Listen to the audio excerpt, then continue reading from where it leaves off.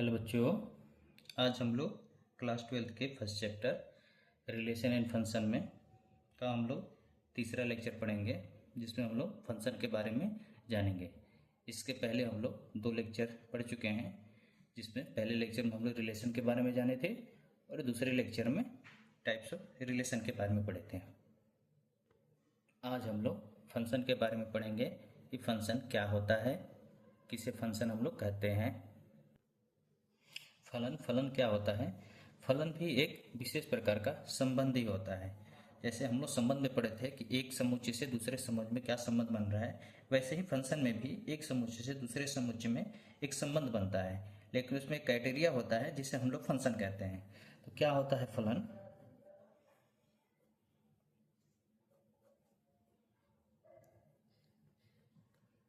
Function कि एक समुच्चय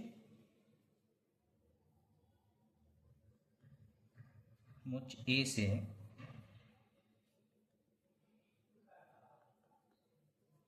समुच्चय बी का संबंध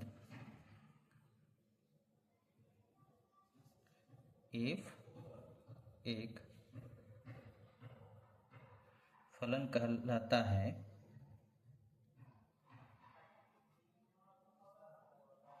यदि समुच्चय ए के प्रत्येक अवयव, यदि समुच्चय ए के प्रत्येक अवयव का समुच्चय बी में एक और केवल एक प्रतिबिंब हो। क्या कहने का मतलब है कि हम लोग फैशन वैसे संबंध को कहेंगे कि यदि समुच्चय ए का प्रत्येक अवयव समुच्चय बी में एक और केवल एक प्रतिबिंब अगर बने, तब ऐसे संबंध को हम लोग क्या कहते हैं? फलन कहते हैं। और ये फलन क्या है? यह एक विशेष प्रकार का संबंध है। जैसे संबंध में हम लोग पढ़े थे कि अगर 2 सेट है,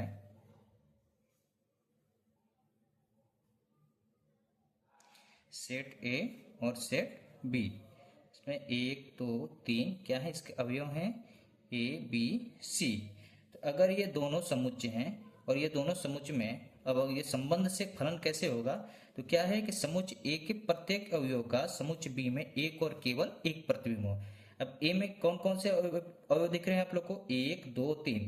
तो तीनों का हम लोग का प्रतिबिंब बनना चाहिए। जैसे 1 का ए के साथ, 2 का बी के साथ और 3 का सी के साथ। देखिए ए के सभी एलिमेंट का एक और केवल एक प्रतिबिंब बना है। तो ये संबंध हम लोग का क्या हो जाएगा? ये हम लोग का फंक्शन हो जाएगा। जैसे रिलेशन है हम लोग का 1a 2b और 3c, और ये कहलाता है हम लोग का प्रतिबिंब, और ये हो जाएगा पूर्व प्रतिबिंब। जैसे पूछेगा कि 2 का प्रतिबिंब क्या है, तो 2 का प्रतिबिंब b है, और b का पूर्व प्रतिबिंब क्या है? तो b का पूर्व प्रतिबिंब 2 है। 3 का प्रतिबिंब क्या है? c है, और c का पूर्व प्रतिबिंब क्या है? 3 है। 3 जो है c का पूर्व प्रतिबिंब है, और b 2 का प्रतिबिंब है। अब आप लोग को कुछ फंक्शन हम लिखते हैं, रिलेशन लिखते हैं, और उसमें देखते हैं हम लोग कि क्या ये रिलेशन है कि फंक्शन है। अब हम लोग यहाँ पे 1 2 3 और 4 रिलेशन लिए हैं, और चारों रिलेशन में हम लोग को देखना है कि कौन सा रिलेशन फंक्शन है और कौन सा फंक्शन नहीं है। देखिए हम लोग फर्स्ट में देखते हैं 1 का इमेज 2 के साथ बन रहा है, 2 का इमेज b के साथ बन रहा है, 3 का इमेज c के साथ बन रहा है, लेकिन 4 का इमेज नहीं बन रहा है। और हम लोग डिफिनेशन में क्या पढ़े हैं कि यदि समुच्चय ए के प्रत्येक अवयव का समुच्चय बी में एक और केवल एक प्रतिबिंब हो, लेकिन 4 का हम लोग का इमेज तो नहीं बन रहा है, तो ये फंक्शन नहीं है। ये क्या है? ये हम लोग का रिलेशन है। ये फंक्शन नहीं है, ये रिलेशन है। सेकेंड वाले में देखते हैं, ए का इमेज 1 के साथ है, बी का इमेज भी 1 के साथ है और सी का इमेज 2 के साथ है। पहले वाले सेट का सभी का इमेज बना और सबका एक ही इमेज बना है, तो ये फंक्शन है। थर्ड वाले इमेज में देखिए कि ए का पी के साथ इमेज बना है, बी का क्यू के साथ बना है और सी का भी क्यू के साथ बना है। तो पहले वाले सेट का सभी का बना है और सबका एक एक इमेज बना है। ए का भी पी बना है, बी का भी क्यू बना है और सी का भी क्यू बना है। तो इन दोनों का 2 इमेज नहीं बना है। बी का क्यू एक ही इमेज बना है और सी का क्यू एक ही, सी का इमेज भी एक ही बना है, वो क्या है? क्यू है। तो ये भी एक क्या है? फंक्शन है। फोर्थ नंबर देखते हैं हम लोग कि क्या ये रिलेशन है कि फंक्शन है। देखिए ए का इमेज 1 के साथ बना है, बी का इमेज 2 के साथ बना है और बी का इमेज भी 3 के साथ बना है। इधर सबका इमेज तो बना है, लेकिन ए का एक इमेज बना है और बी का 2 इमेज बना है, जो कि फंक्शन में तो पॉसिबल नहीं है। क्या होता है? एक और केवल एक प्रतिबिंब होगा, तो ये फंक्शन नहीं है। ये क्या है? रिलेशन है।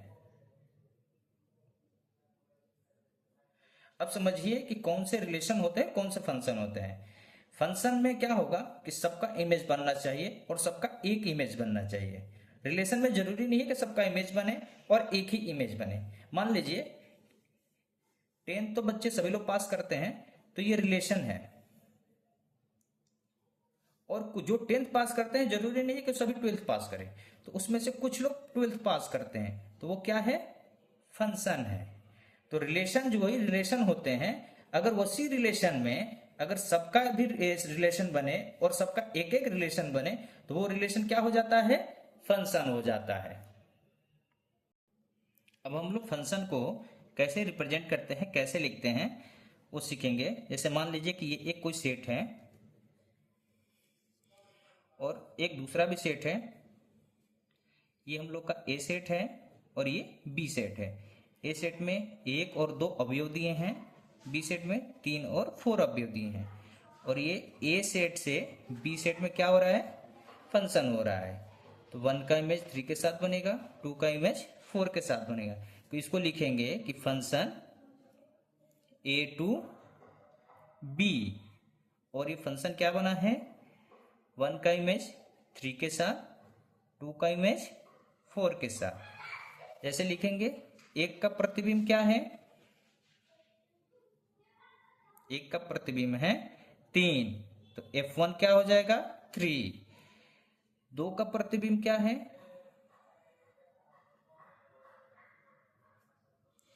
उसको लिखेंगे हम लोग F2। F2 क्या है? 4। अब ये क्या है? मान लीजिए ये जो पहला एलिमेंट होता है वो होता है x और दूसरा एलिमेंट होता है वो होता है y। पहला है x और दूसरा है y। x इनपुट अगर किसी फंक्शन में हम लोग डालेंगे तो y हम लोग को आउटपुट मिलता है। ये हम लोग को x है और ये y है और यहां से ये फंक्शन हो रहा है, तो इसको लिखेंगे हम लोग कि fx इक्वल टू y, कि x इनपुट हम लोग डाल रहे हैं तो हम लोग को आउटपुट क्या मिल रहा है? y मिल रहा है। अब एक एग्जांपल से हम लोग और समझते हैं। जैसे मान लीजिए कि एक एक हम लोग को सेट दिया है 1 2 3 और फंक्शन हम लोग को दे दिया है fx equal to 2x plus 3। तो ये सेट हम लोग का जो है ये क्या हो जाएगा? ये हम लोग का इनपुट हो जाएगा। ये ए सेट जो है वे इनपुट हो जाएगा और ये जो बी सेट है वो हम लोग का क्या हो जाएगा? आउटपुट हो जाएगा। और फंक्शन हम लोग को क्या दिया है? 2x plus 3। तो अगर x की जगह पे हम लोग इनपुट 1 रखेंगे तो आउटपुट क्या मिलेगा? 3 और 2 5 मिलेगा। अगर एक इनपुट हम लोग रख रहे हैं तो आउटपुट हम लोग को क्या मिल रहा है?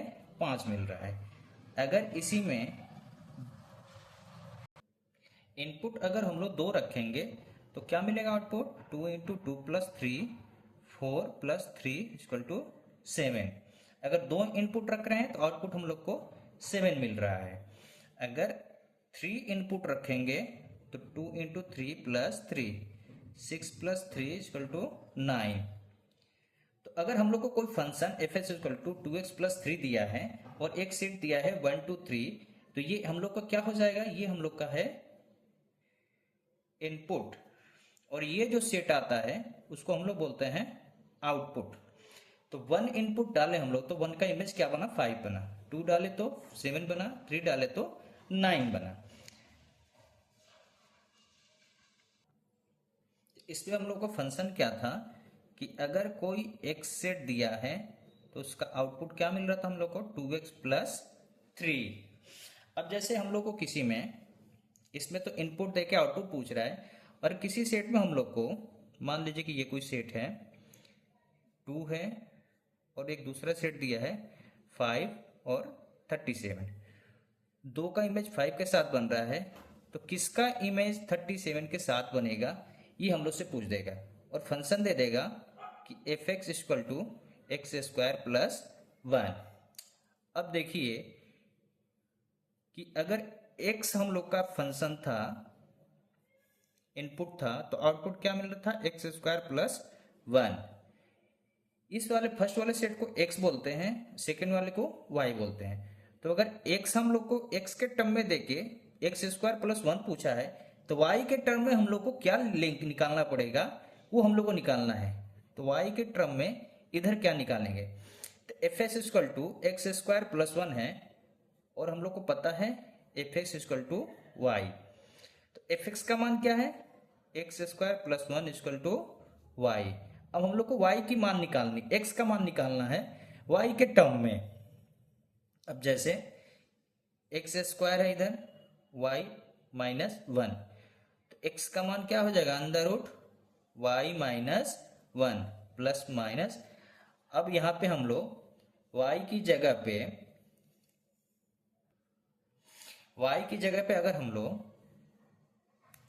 37 रखेंगे इसमें, तो x का मान क्या आ जाएगा हम लोग का, 37 माइनस 1 क्या आ जाएगा, प्लस माइनस 6।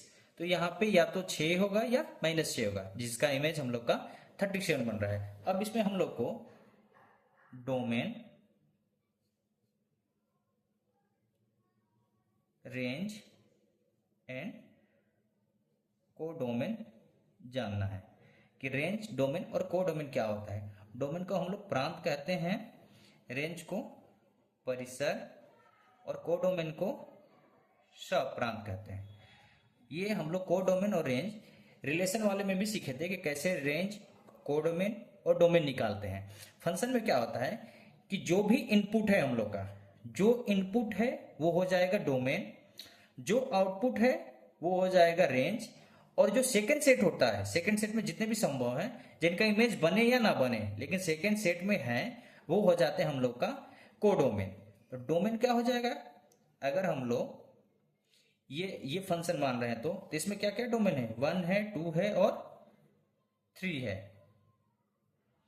रेंज क्या है हम लोग का, आउटपुट क्या क्या मिला है, 5 7 और 9। कोडोमेन क्या हो जाएगा, अभी बताया हम आप लोग को कि कोडोमेन जो होता है वो हो जाता है हम लोग का सेकेंड सेट, समुच्चय बी। अब हम लोग कुछ फंक्शन के टाइप पढ़ लेते हैं जो पिछली कक्षा में हम लोग पढ़े थे। सबसे पहले हम लोग पढ़ते हैं तत्समक फलन, आइडेंटिटी फंक्शन। क्या होता है तत्समक फलन, f x equal to x, कि x अगर कोई सेट दिया है तो उसका फंक्शन भी x ही होगा। मतलब जो आउटपुट है वही, जो इनपुट है वही हम लोग को आउटपुट मिलेगा, y इक्वल टू एक्स। अगर f1 का इमेज निकालना है तो 1 होगा, f2 का इमेज निकालना है तो 2 होगा, f0 का इमेज निकालना है तो 0 होगा। इसका ग्राफ कैसे बनता है,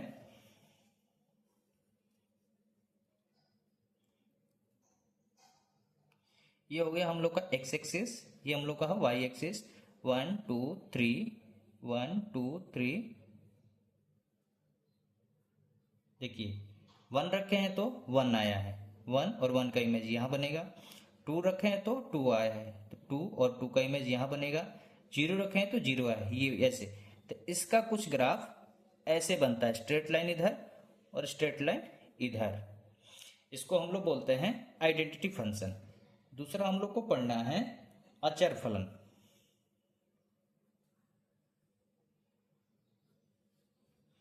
कांस्टेंट फंक्शन। अचर फलन क्या होता है? एफ एक्स इक्वल टू के। आप कुछ भी इनपुट रखिए, जो वो कांस्टेंट मान है आउटपुट में हमेशा वही आएगा। ये हम लोग का होता है कांस्टेंट फलन, y इक्वल टू के। जैसे आप x की जगह पे 1 रखेंगे तब भी 2 आएगा। एफ एक्स इक्वल टू 2 अगर मान लेते हैं तो x की जगह पे 1 रखेंगे तब भी 2 आएगा, 2 रखें तब भी 2 आएगा, 0 रखें तब भी 2 ही आएगा। कुछ भी रखेंगे, कुछ भी इनपुट रखें, आउटपुट हमेशा हम लोग को 2 ही मिलेगा। तो इसका ग्राफ हम लोग का कैसे बनेगा? ये x एक्सिस है, ये y एक्सिस है। 1 2 3, 1 2 3, 1 2 3। इनपुट क्या है हम लोग का? 1 2 0, कुछ भी है 0 1 2, लेकिन आउटपुट क्या आ रहा है हम लोग का? 2 2 2, y का 2 ये है। तो कुछ भी रखेंगे हम लोग को ग्राफ हम लोग को यही मिलेगा, y इक्वल टू 2। अब इसमें डोमेन रेंज क्या होगा? पहले वाले फंक्शन में अगर देखें आइडेंटिटी फंक्शन में, कि इसमें डोमेन क्या होगा? डोमेन जो इनपुट हम लोग रख सकते हैं, क्या क्या इनपुट रख सकते हैं? 1 2 0, कुछ भी रख सकते हैं। तो डोमेन हम लोग का रियल नंबर आएगा। रेंज क्या आएगा? रेंज भी हम लोग को वही आ रहा है, जो इनपुट रख रहे हैं सेम टू सेम आउटपुट भी वही आ रहा है, तो रेंज भी इसका क्या होगा? रियल नंबर होगा। कांस्टेंट फंक्शन में डोमेन क्या होगा हम लोग का? डोमेन तो हम लोग कुछ भी रख सकते हैं, रियल नंबर 1 2 3 कुछ भी रख सकते हैं, तो डोमेन हम लोग का रियल नंबर होगा। लेकिन रेंज क्या होगा इसमें का? कुछ भी हम लोग रख रहे हैं, आ तो वही रहा है 2 2 2, तो इसका रेंज क्या हो जाएगा? 2 हो जाएगा। एक तीसरा फंक्शन हम लोग पढ़ते हैं, रेशनल फंक्शन।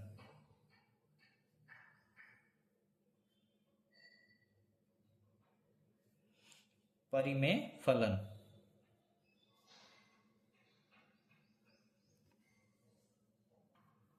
रेशनल फंक्शन क्या है? हम लोग को पता है परिमेय संख्या क्या होती है, जिसे हम लोग p बटा क्यू के फॉर्म में लिख सकते हैं। तो रेशनल फंक्शन क्या होगा? जो एफ एक्स होगा और पी एक्स अपॉन में क्यू एक्स होगा, और पी एक्स और क्यू एक्स क्या होना चाहिए?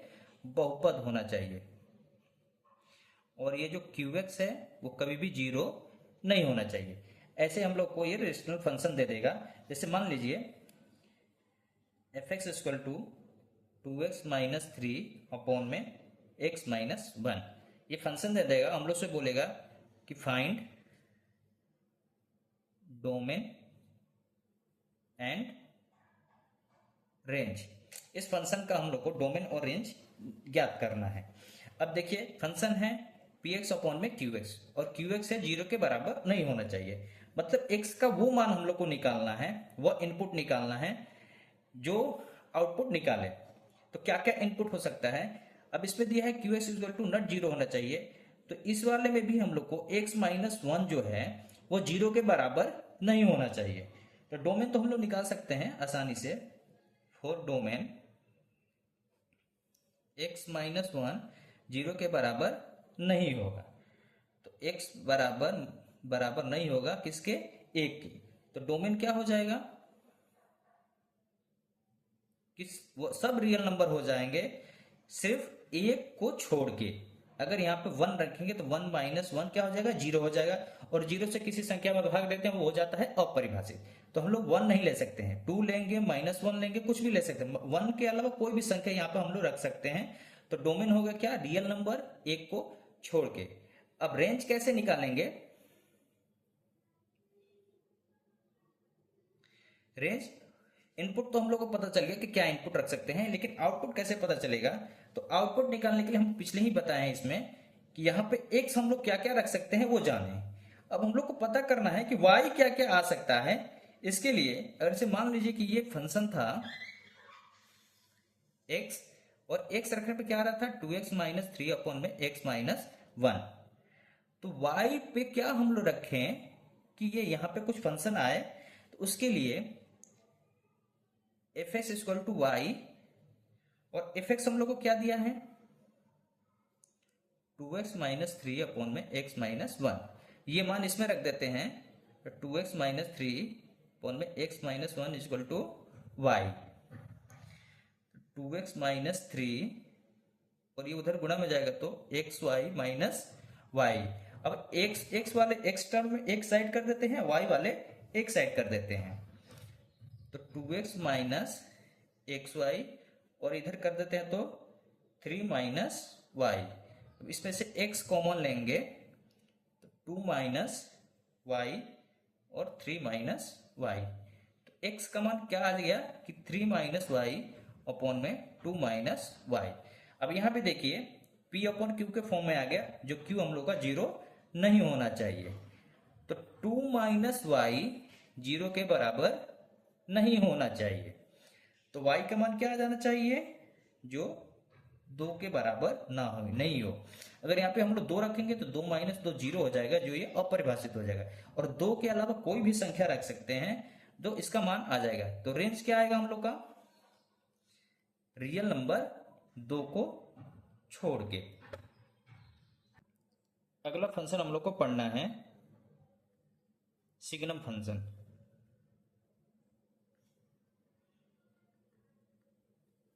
सिग्नम फंक्शन को हम लोग हिंदी में चिन्ह फलन कहते हैं। अब ये फंक्शन क्या होता है, इसमें हम लोग को एफ एक्स बराबर 1 0 और -1 तीन फंक्शन दिया रहता है, और कंडीशन क्या है कि अगर x 0 से बड़ा है तो क्या आएगा 1 आएगा, x अगर 0 के बराबर है तो क्या आएगा 0 आएगा, और x अगर 0 से छोटा है तो क्या आएगा -1 आएगा। तो कुछ भी अगर फंक्शन रखते हैं, जैसे मान लीजिए 0.5 है फंक्शन, इनपुट हम लोग रखें तो आउटपुट क्या आएगा, क्या है ये 0 से ये बड़ा है तो इसका मान क्या आएगा 1 आएगा। अगर f3 रखेंगे तो ये भी 0 से बड़ा है तो क्या आएगा मान 1 आएगा। if अगर 0 रखेंगे तो 0 अगर x के बराबर है तो उसका मान क्या आएगा 0 आएगा। अगर f हम लोग का -3 है तो ये 0 से छोटा है तो उसका मान -1 आएगा। तो कुछ भी अगर हम लोग इनपुट रखते हैं, आउटपुट हम लोग को इन्हीं तीनों में से देखना है। अगर 0 से बड़ा है तो आउटपुट 1 आएगा, 0 के बराबर है तो आउटपुट 0 आएगा, अगर 0 से छोटा है तो उसका आउटपुट -1 आएगा। तो इसका ग्राफ अगर हम लोग बनाएंगे,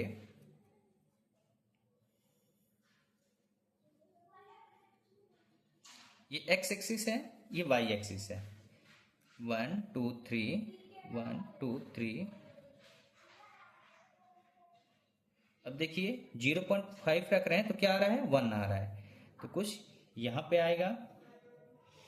अगर 3 रख रहे हैं तब भी 1 आ रहा है, 3 रख रहे हैं तब भी 1 आ रहा है, 3 रख रहे हैं तब भी 1 आ रहा है। अगर 0 रख रहे हैं तो ये 0 यहीं पे आ रहा है। तो इसका ग्राफ कुछ ऐसे होगा, यहां से ये ग्राफ जाएगा, ये पूरा नहीं है, इसको छोड़ के 0 रख रहे हैं तो ये ग्राफ यहां आ जा रहा है, यहां नहीं होगा, यहां पे आ जाएगा। और 0 से थोड़ा सा बढ़ा लेंगे तो ये 1 हो जाएगा, तो इसको छोड़ देते हैं, 1 को छोड़ के, और इससे थोड़ा सा आगे बढ़ते जाते हैं, ये हो जाएगा y = 1। और माइनस में अगर देखना है तो इसका ग्राफ कुछ यहां ऐसे इसको छोड़ के, और ये y = -1 हो जाएगा, और 0 वाले पे तो 0 और 0 बनेगा है। इसका डोमेन क्या हो जाएगा, डोमेन और रेंज क्या हो जाएगा इस फंक्शन का। डोमेन तो कुछ भी हम लोग रख सकते हैं, तो सब रियल नंबर आएगा। रेंज लेकिन क्या होगा, इसमें कुछ भी इनपुट रखे, आउटपुट हम लोग को 1 0 और -1 ही आएगा, तो 1 0 और -1 ये हम लोग का रेंज होगा। अगला फंक्शन हम लोग पढ़ते हैं महत्तम पूर्णांक फलन।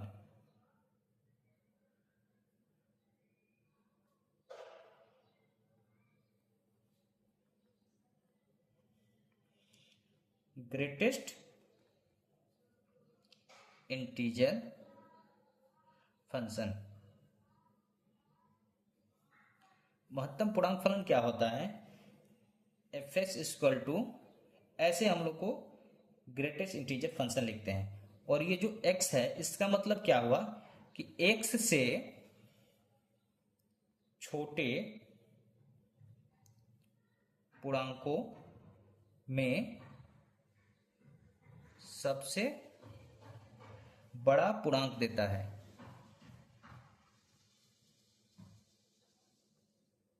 इसका मतलब क्या हुआ? जैसे मान लीजिए कि ये एक संख्या रेखा है, 0 1 2 3 4 -1 -2 -3 और -4। अगर हम लोग को फंक्शन दे दिया 1.9, अब इसका मान क्या आएगा? 1.9 अगर करेंगे तो ये यहाँ पे आएगा, 2 से थोड़ा सा कम होगा। अब 1.9 करेंगे, इसको ऐसे लिखते हैं। तो क्या करें कि x से छोटे पूर्णांकों में सबसे बड़ा पूर्णांक देता है। अब ये 1.9 है, इससे छोटे पूर्णांक देखिए क्या है, 1 है, 0 है, -1 है, ये सब छोटे पूर्णांक है। तो इसमें भी सबसे बड़ा, इन सब में बड़ा क्या है, हम लोग का 1 दिख रहा है। तो इसका मान क्या आएगा? 1 आएगा। जैसे 2.6 है तो 2.6 रखेंगे। 2.6 कहाँ पे आएगा? यहाँ पे आएगा। अब इसमें देखिए इसके पीछे छोटे कितने सारे पूर्णांक है, 2 है, 1 है, 0, ये सब पूर्णांक है। तो इन सब में सबसे बड़ा कौन सा है? 2 है, तो हो जाएगा 2। यही होता है हम लोग का महत्तम पूर्णांक फलन।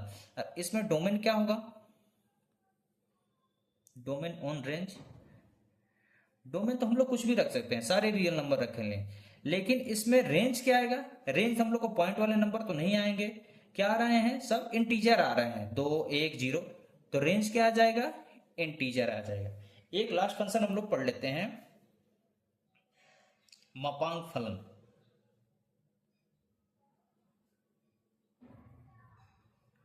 Modulus function.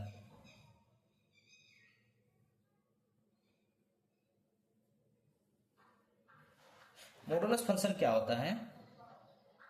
F x equal to mod of x, और इसका मान भी बताएगा x यदि x 0 से बड़ा या उसके बराबर है, और -x यदि x 0 से छोटा है।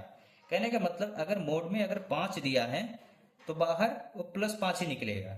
अगर मोड में -5 दिया है तो बाहर तो -5 ही निकलेगा, बस उसके आगे ये क्या कर दे रहा है, एक और माइनस एक्स्ट्रा लगा दे रहा है। तो माइनस से माइनस क्या हो जाएगा? प्लस हो जाएगा। ये हम लोग का है मॉडुलस फंक्शन।